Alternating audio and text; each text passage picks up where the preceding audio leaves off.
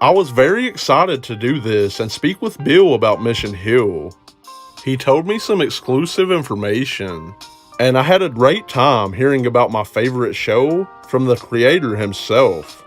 Hey, Bill, this is Zach. Hey, it's Bill.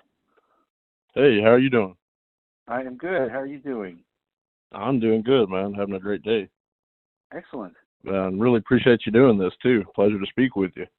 Oh, thank you. I'm excited to see what you come up with for this whole Mission Hill thing. It sounds like it's going to be good. So I'm a big fan of the show, and I cover lost media. Are you aware of what lost media is? Like lost episodes and things? Uh-huh. Yeah, so I know there's a few unproduced episodes for Mission Hill. I just figured it'd be a great video to make. Absolutely. So yeah, this Mission Hill. So first thing I was wanting to ask you, how did you and Josh Weinstein come up with the idea of the show? Well, you're recording this, right? Yes. Okay. Yeah, I think that part of the idea was there were a couple different ways that different elements that contributed to this thing. One was that on The Simpsons, because we had been working on The Simpsons for 7 years, and Yes. The Simpsons has no characters other than Otto. There's no characters between the ages of 12 and 30 on The Simpsons, in the Simpsons universe.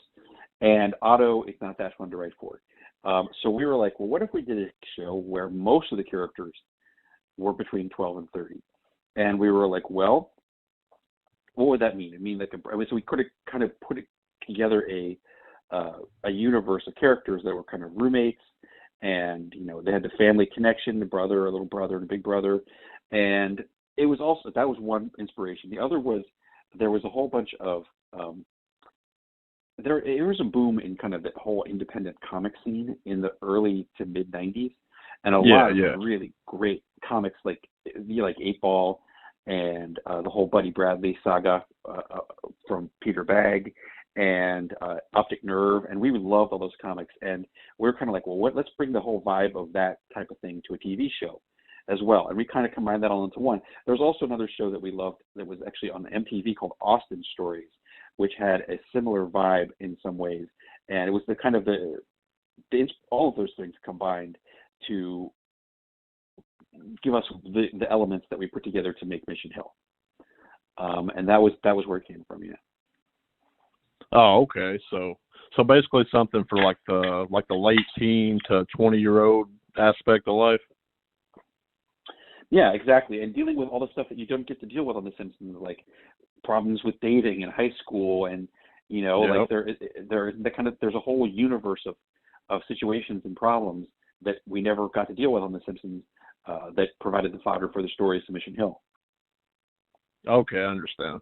So when you pitched the show to the WB, did they have good reception to it, or because I heard they had big plans? No, go ahead. I'll tell you, the WB was not the first place we pitched it to. It was a very different time back then because people first of all, most people did not have cable TV. There were 5 broadcast networks, including Fox and WB, and that was mostly where TV went. Sometimes TV went on cable, but cable didn't have the money to make shows like animated shows that cost $1 million per episode. We pitched it to NBC, which didn't like it. It was not what they're doing in that must-see TV era. And we pitched it to Fox, which also passed. Fox always passed on everything we pitched. Very annoying group of people there. And the WB. And WB was very interested in it. And the thing was that at the time that we pitched it to the WB, it basically was a new network, and they didn't have any idea of what the network was going to be. And what kind of vibe it was going to have. And so they're very excited to get the show. But the thing is, in the 2 years it took between the time that we pitched the show and the time that it was finally done, they suddenly decided they were the Teenage Girls Network because they had such success with Buffy the Vampire Slayer, and then later all those other shows like Charmed and Roswell and all that stuff. They were the network that was doing 1-hour drama shows for teenage girls. And Mission Hill, by the time it arrived, was already kind of an orphan. Oh, wow. So they were real hot on it at first, and then by the time they got their what they wanted to do. They wasn't so hot on it anymore. They were hot. I mean, some people were hot on it. Like, the thing is, like, they just didn't have a place to put it, Yeah. That was the other problem with TV back then, is like, if you didn't have your show on in the right time slot, you were dead. Like, now, there's no such thing as time slots. Your show comes out on Netflix or whatever, or HBO Max. It doesn't matter when people watch it. But back then, if you didn't get good ratings during the time that you were broadcast, your show was canceled. And so our show was put on Friday nights, which is not an ideal night for TV anyway, with all the other comedies that WB had. And those shows were all left over. They were shows targeted towards the African American audience. They were the Steve Harvey show and the Jamie Foxx show, and which were pretty successful, but were not they weren't compatible with Mission Hill. So they put Mission Hill on at 8 o'clock, and then Jamie Foxx and Steve Harvey on after it. And immediately, people were not watching Mission Hill. And not only that, it was really damaging the ratings of Jamie Foxx and Steve Harvey. I think it was 2 weeks later we were canceled. Wow. So it was kind of like the odd man out of all the shows. Absolutely. It really was. It couldn't have been more of the wrong place, wrong time thing. Yeah, that's pretty much like when I checked on it with research and things, I pretty much found out that they wanted it to be like as big as The Simpsons right away. Is that kind of true? Well, obviously they would want that, but I think they would have been satisfied with it doing it pretty well. And the fact of the matter is, it's a show that it wasn't really appropriate for broadcast television at all. It should have been on cable, which it later was. And I think that, yes, they were hoping that it would be huge, but it was not it wasn't meant to be on their crazy network. And it is a show that obviously, it's also a cult type of show to begin with. It's not a show it's not a show for the average viewer. That's true, yeah. Unique concept. So for Mission Hill, 18 episodes were written for season 1 and only 13 were fully produced, correct? Yes. In fact, I should make it clear, they actually didn't order the 5. Everybody was really high on Mission Hill. Once we finished the first 13, they were like, we love this, and they ordered 5 more. And so it wasn't all ordered. It wasn't ordered as 18. It was ordered as 13, and then it was such a success before it was broadcast that they loved it, and they ordered 5 more. So yeah, a total of 18 were written. Yes. Oh, okay, I understand. So was there ever a Mission Hill, like a movie planned? No. We never got anywhere near that. Gotcha. The show barely got off the ground before it was dead. It was so canceled so quickly. But as I said, we had 2 to 2.5 years of time when we were living in blissful ignorance before it ever was broadcast. Yeah. Oh, okay. Do you remember the Oblongs? I do. I don't think I ever saw it. And I don't even know, was it on WB as well? I don't even remember. Yeah, actually, WB, it was Mission Hill, the Oblongs, and Baby Blues. All 3 of those shows, kind of the same thing. They canceled them out, and then they went to Adult Swim later on. Yeah, I do remember hearing about it, yeah. When WB canceled the show, how did you, move on to get it to Adult Swim? Well, I think that they dangled the idea that the show was going to come back.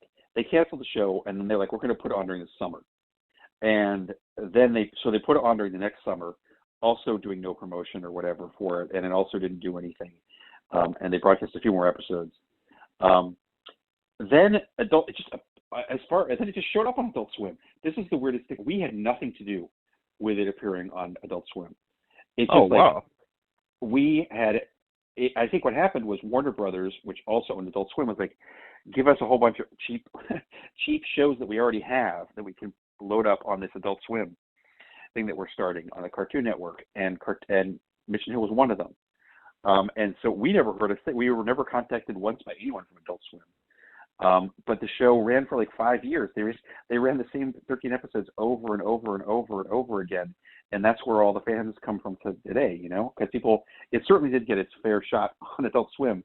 And I gather it was successful enough for them to keep rerunning it, for years, as well as on Teletoon in Canada, where it reran too.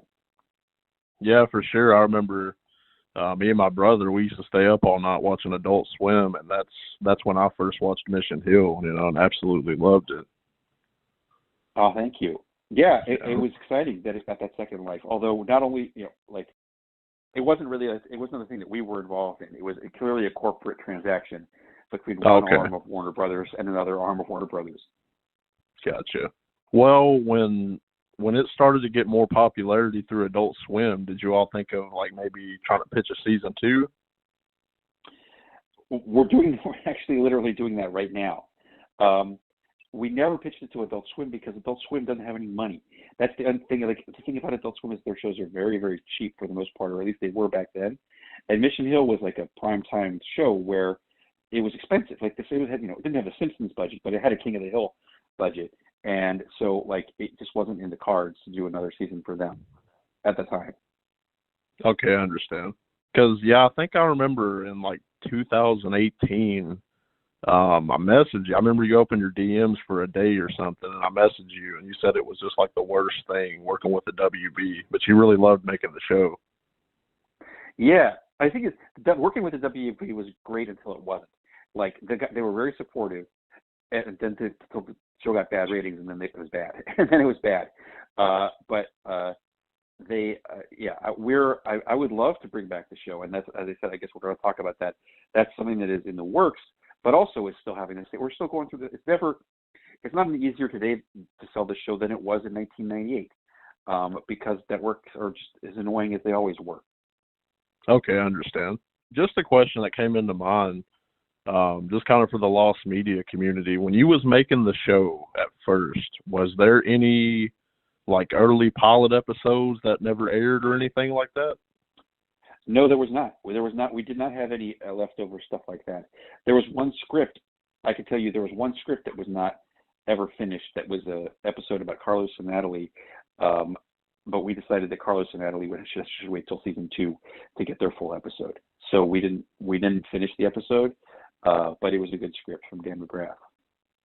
Oh, okay. Was that episode 19 or just a random in the middle? It was a random one in the middle. It was a number 7 or 8 or something, but it didn't actually ever get finished.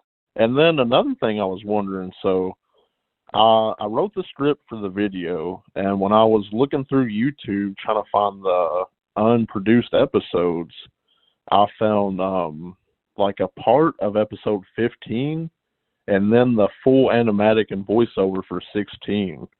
So I was wondering, the scripts are also available. I'm sure you already found them.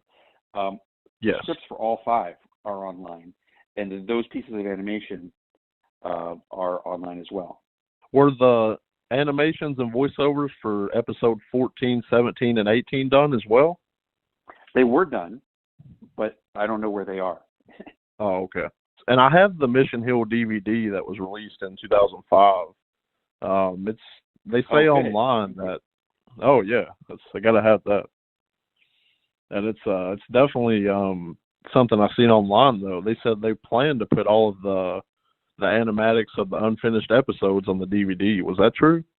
I think it was, but they didn't want to pay the actors. The whole DVD was a cheapo thing, as you may know. It doesn't have the original music because they didn't want to pay for the original music that's in this series. So a lot of it has been replaced with free or cheaper free music. And they did not want to put those animatics on there because I think it involved having to pay the actors more, so that's why they're not on there. Oh, okay. So it probably was just a money thing, or they'd have to pay out. Yeah. Yeah, it's definitely a weird thing. It's basically like a hidden gem of TV shows to me. Not many people know about it, but when you find someone who does know about it, they think it's the best show ever. Thank you. Thank you. I'm always happy to hear that. Just another question that popped into my head. So the Republican vampire, was he based on Marilyn Manson loosely? He said he was a fan of Marilyn Manson. Oh yeah. I don't think he was. I think he was loosely based on Marilyn Manson, I suppose, but he was a conglomeration of a lot of different things. As the show went on, say it, went into at least the 5 other episodes produced, was there going to be any other characters introduced? Not in season 1. We didn't have any other characters.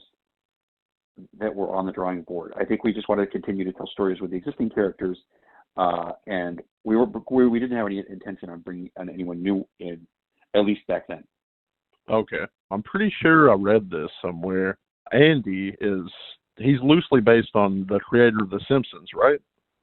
He's not. He would not be until later seasons. Like, Andy is based on just a conglomeration of different types of people that Josh and I knew, and he's also kind of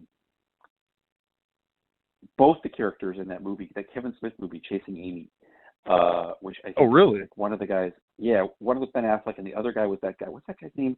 Who was the star? My Name Is Earl. Jason Lee. Yeah. He was kind of a combination of those two guys. Okay. In that movie. And Kevin was like the little brother in that movie, Welcome to the Dollhouse. Actually, both of those were models for that. Anyway, the whole plan for Andy was that we had a 10-season plan, was that he would become a cartoonist. He always wanted to be a cartoonist. He would gradually have a lot of crappy jobs and have an agonizingly slow struggle to success, but would eventually achieve success and would become, by the end of the series, in season 10, would become like Matt Groening. Yes, but he's not based on Matt Groening. The only thing that would be inspired by Matt Groening was that he would be a successful cartoonist with his own TV show 10 years from now. Well, I see. Okay. So when you all were creating the show, was it like, what was the long projection of it? Like, did you write more episodes than 18? No. Okay. When did you come up with the concept of Gus and Wally? They were early on. We wanted to have a gay couple, and in the building. Yeah. Gus and Wally were inspired by. You may know that, like, Moe in The Simpsons, the whole prank calls to Moe, and Moe's voice was inspired by this tape, that used to circulate called the tube bar tape. Like back in the 70s and 80s, there were like people before the internet. People would exchange cassettes of like prank calls and stuff, like the Jerky Boys did with like the earlier version of this too. Would do prank calls and exchange them on cassettes, right? And there was a series of calls to this place called the Tube Bar in New York, where the person would just ask for people like Sal, Ami, and stuff, and or Amanda, hug and kiss, and the bartender would get all furious at them. That's where Moe came from. Okay, so there was another series of tapes called Shut Up Little Man that were from the same era, where it was recordings of two guys who lived together that I think were a gay couple arguing. And so that was the inspiration for Gus and Wally, was that they were a gay couple that was pretty progressive, but they argued and fought a lot. But also, they also loved each other and in a passionate, fiery way. And so then the combination of them was like, well, we want two very different types of guys. One guy is going to look like Lawrence Tierney, and one guy is going to look like Wally Cox. Was the whole joke. Oh, I see. I know you said there wasn't a pilot episode created for Gus and Wally, but did you have any like concept art or storyboards? You mean for the new show that we're talking about? Yes. Oh yeah. Okay. So let me explain what's going on for people who don't know. So about a year ago, actually more like 2 years ago, Josh and I got the idea of continuing Mission Hill with a increased focus on Gus and Wally. And the show has gone back and forth between being called Gus and Wally or just Mission Hill Season 2, because essentially it is just continuation of Mission Hill, except that there'll be more Gus and Wally stories. Because the final episode of the show, which was really popular, that one with the flashback, the 1950s, the Ed Wood one. And so we were like, let's do more episodes like that. So we concocted a second season of the show, which takes place about 6 months after the first season ended. And just has an increased amount of appearances from Gus and Wally, including more flashbacks. And so, yes, now there is art. There is several pieces of art that are very entertaining that we use in the pitch. And there is a whole set of storylines of everything moving forward in the universe too. And this is a show that we're currently literally trying to sell it, but we haven't had a lot of luck with places like we've so far gotten no's from HBO Max, Hulu, Paramount Plus, and some other place, which I forget now. But like, it's still just as annoying because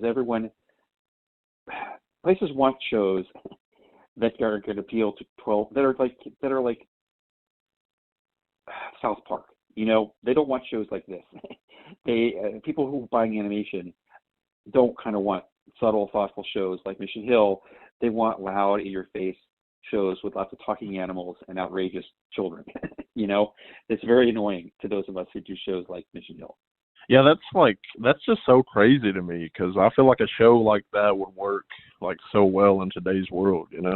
It is. Well, also, yeah, I do too, and that's why we made it up. But and especially, I think that people who buy animation for TV networks all have stuff in their head like what should be animated and what shouldn't, and it is frustrating to navigate that minefield, and has been for a long time. We encountered this when we first pitched Mission Hill to begin with. I see what you mean too, because when I see new, animated shows, it's like it's got to be overly funny or, the writing's poor, and I just don't understand that. It's such a missed opportunity in my opinion. Yes, it is. I agree, and I think that we are, it's rare when a show like Mission Hill is able to break through all those layers of approval that are necessary to get something on the air, and it only happened at the WB because they were a new network and they wanted new, interesting programming that was going to move the dial.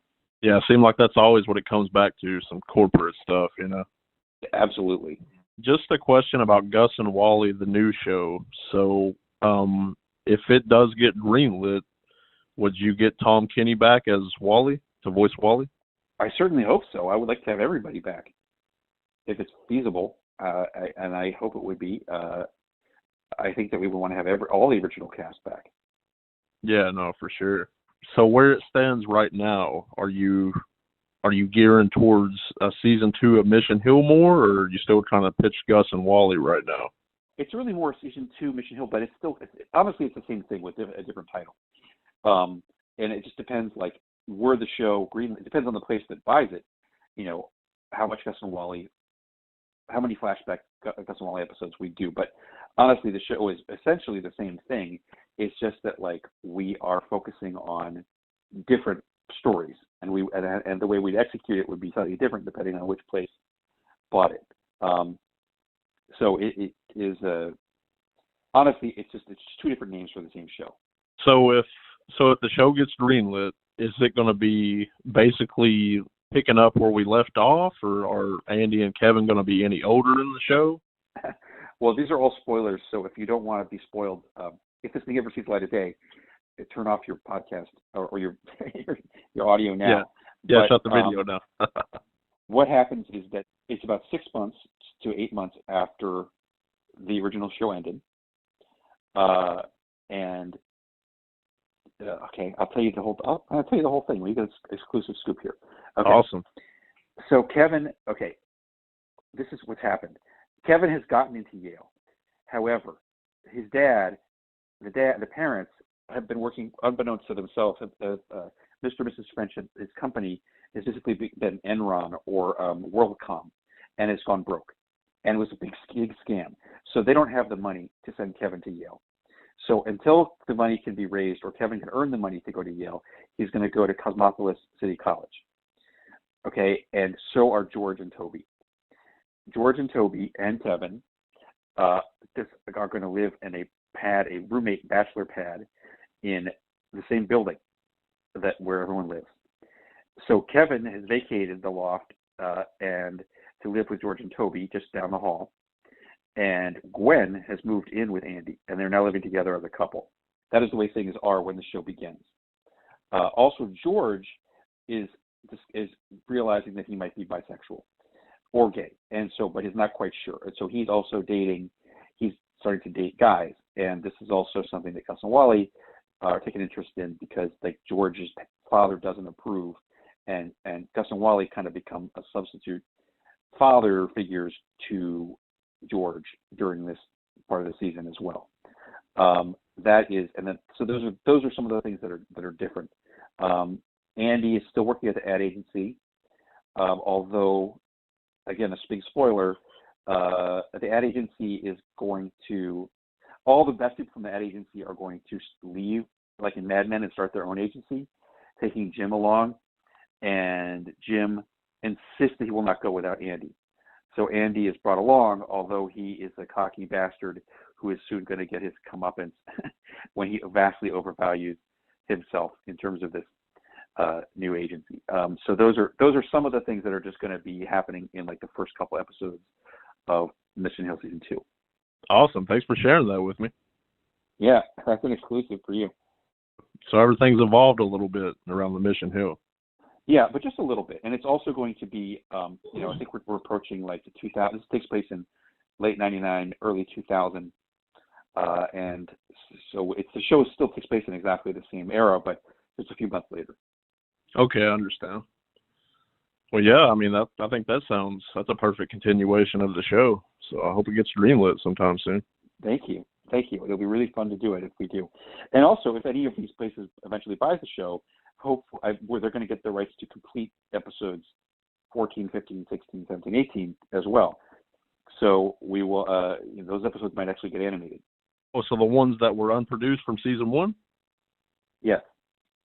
Okay, awesome.